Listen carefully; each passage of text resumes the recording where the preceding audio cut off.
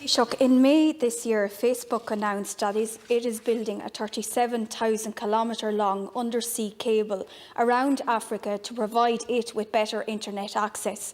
The cable will connect 23 countries in Africa, the Middle East and Europe. And at 37,000 kilometres in length, Facebook claims that the cable will be nearly equal to the circumference of the Earth. Compare this to our own dire situation.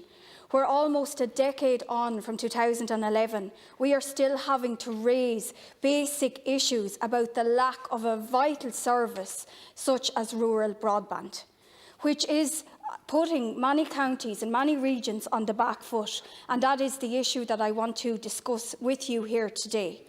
Every rural deputy in this House knows that this is a serious problem. The National Competitive Council knows also that it is a serious problem. And in its recent report, the Council makes it absolutely clear that the shift to remote working by a significant proportion of the workforce has highlighted the absence of quality high-speed broadband across this state.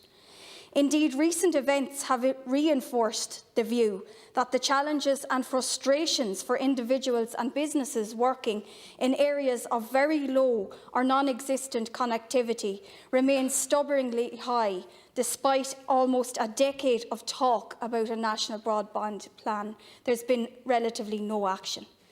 You will also be aware that this is an issue that has generated significant concern in rural Ireland in particular.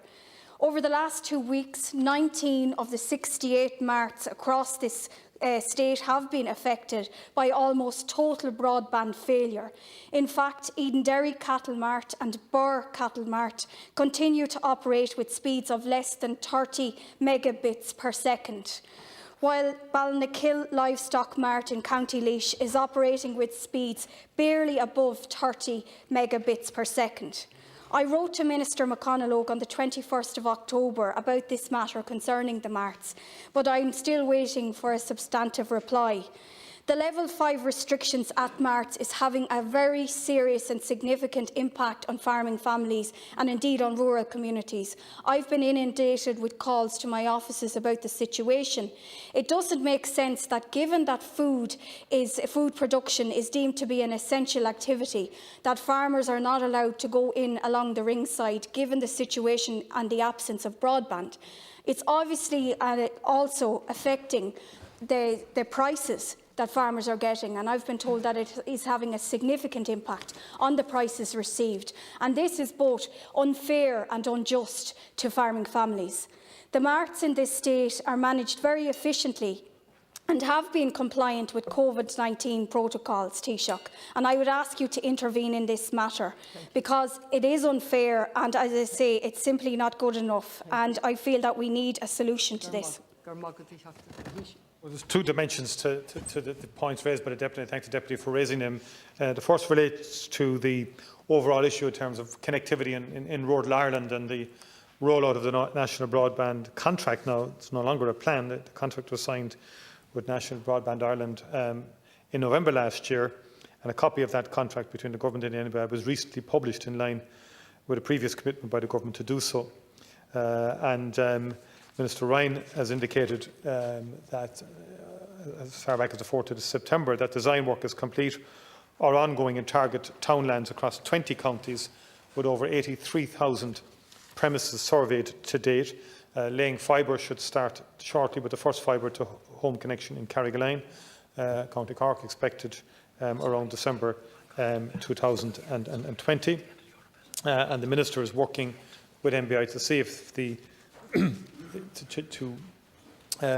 look at the feasibility of accelerating aspects of this rollout to support remote working and connected communities. Approximately 300 broadband connection points were identified by local authorities to be connected to high-speed broadband this year, and that will assist communities to quickly get free public access to high-speed broadband in advance of the main deployment under the National Broadband Plan.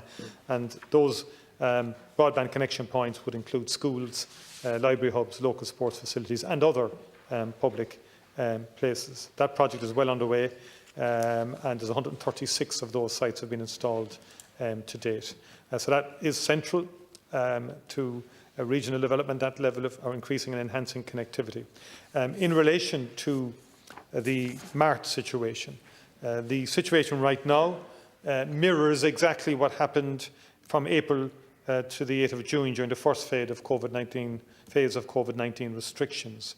The overall objective of moving to level 5 was to reduce gatherings, congregation, and enabling people to reduce their social contacts and the opportunity for social gatherings. That's essentially it. It is blunt and it is a crude instrument, but in our view now it's necessary. NEFID have advised strongly that this is the course of action we should take for 6 weeks.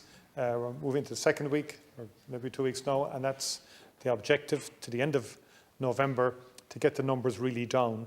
And we've had submissions from many different members of the House and indeed the public more generally in relation to different sectors, from gyms to marts to non-essential retail, you name it, to shooting of pheasants. People have raised all sorts of issues that are particular to them, which I understand and which is very difficult for people. But the purpose of level 5 is in all our interest, collectively, to reduce the movement of people, the gatherings, reduce our social contacts, with a view to getting the numbers of cases down very low. We are on a downward trajectory compared to where we were 2 weeks ago. Level 3 was having an impact. The restrictions to the interaction between households to one household only was having an impact. And now, clearly, level 5, I think, will have an impact on top of that as well. And I think if we all work together, we can get the numbers down and get back then to a reasonable position in December. Deputy Nolan. I thank you for your response, and I do understand that it's important to protect the lives and safety of the public. However, some of the restrictions do not make any sense, and one of them that I'm challenging here today is the restrictions with the marts. Because of food production being an essential activity, I would just like that to be questioned more and indeed challenged. I note that Minister Eamon Ryan stated at the start of October that the first tranche of 7,900 rural homes under the National Broadband Plan will be passed and ready for high-speed fibre within the next 10 weeks. And while this is great for these homes, it is manifestly insufficient because there was not a single Midland county included in that announcement. We're undergoing a just transition in the Midlands, and it's totally unfair in terms of job creation and everything else. And we are on the back foot very much because of the lack of broadband infrastructure. So I would just ask you if you could direct both Ministers McConalogue and Minister Eamon Ryan to brief rural deputies on the outstanding issues that I have raised here today.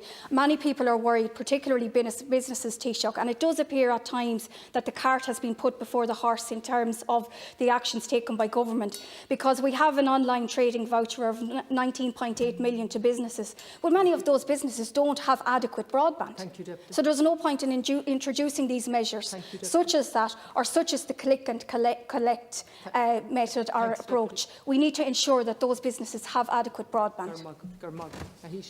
Yeah, thank you. And again, as I say, in relation to the restrictions in terms of the marts, they mirror exactly what happened between April and the 8th of June during the first phase of COVID-19 restrictions. And whilst it does pose challenges, people managed to get through that. And we're simply saying for the 6 weeks of level 5, that it's important we all work to try and get through this, notwithstanding the challenges it presents for people. I don't understate those challenges, but I think it's important that we all work collectively to get the case numbers down, and this is the most effective way to do it across the board in terms of a societal response to this. And we can concede to each sector as we go along, and before you know it, you're back at some other level that won't be effective. And that is the issue for us as a society. And I think we will continue to work, and I know that Minister Eamon Ryan and Minister McConalogue have been talking to deputies from all parties, including their own parties are onto them as well, very strongly on these issues, particularly in relation to the issues of rural Ireland. Our own TDs and senators have been very strong in relation to these issues in the assertive. And I have no doubt that the ministers will come before the House and talk to deputies from all parties, as will Minister Eamon Ryan as well.